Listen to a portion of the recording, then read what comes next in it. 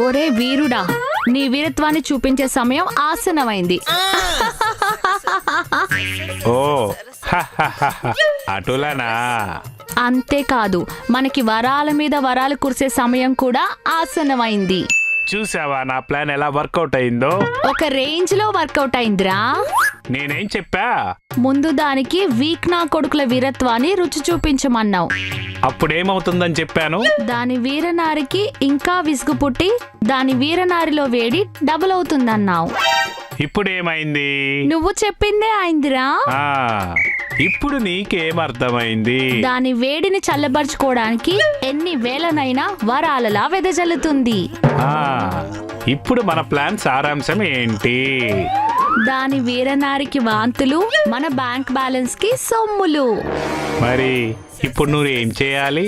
మన slow motion shot కి వెయ్యాలి బ్యాక్గ్రౌండ్ స్కోర్ డప్పులు.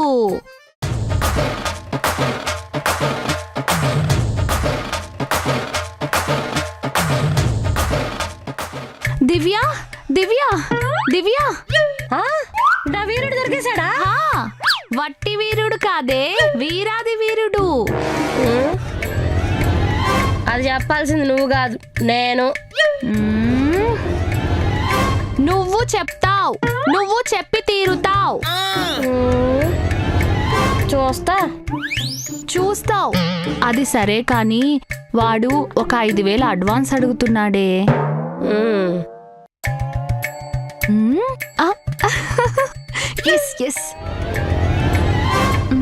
ఇదిగో అయిపోయింది. ఓకేనే. ఏమైంది? ఆ వీరుడు వీక్ నా కొడుకు అవ్వాలి. నీ వీరనారికి ఇంకా ఉప్పు పాత్రే, గుర్తుంచుకో.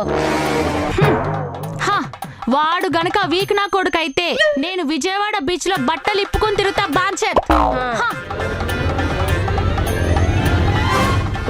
ఓసాయ్, విజయవాడలో బీచ్ ఎక్కడ ఉంది? నీ బుర్రలో బూడి జల్ల. నాకు డౌటే.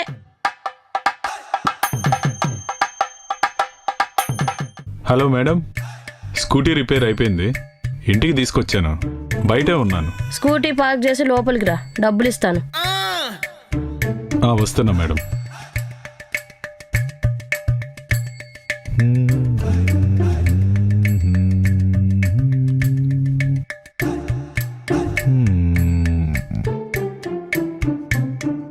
అమ్మో బల్లి బల్లి బల్లి.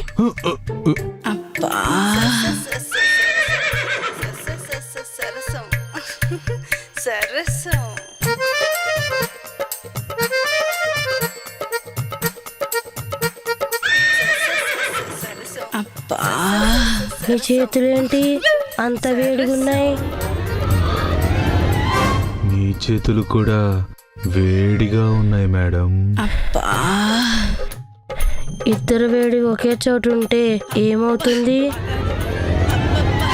వాతావరణంలో మంటలు పుడతాయి మేడం. మన చుట్టూ ఉన్న వాతావరణంలో కూడా మంటలు మండుతున్నాయి కదా. మన ఇద్దరి ఒంట్లో ఉన్న వేడి వల్ల అయి ఉంటుంది మేడం. వేడి తగ్గాలంటే ఏం చెయ్యాలి? మనలో ఉన్న వేడిని చల్లార్చాలి. చల్లారాలంటే ఏం చెయ్యాలి? మీరే చెప్పాలి.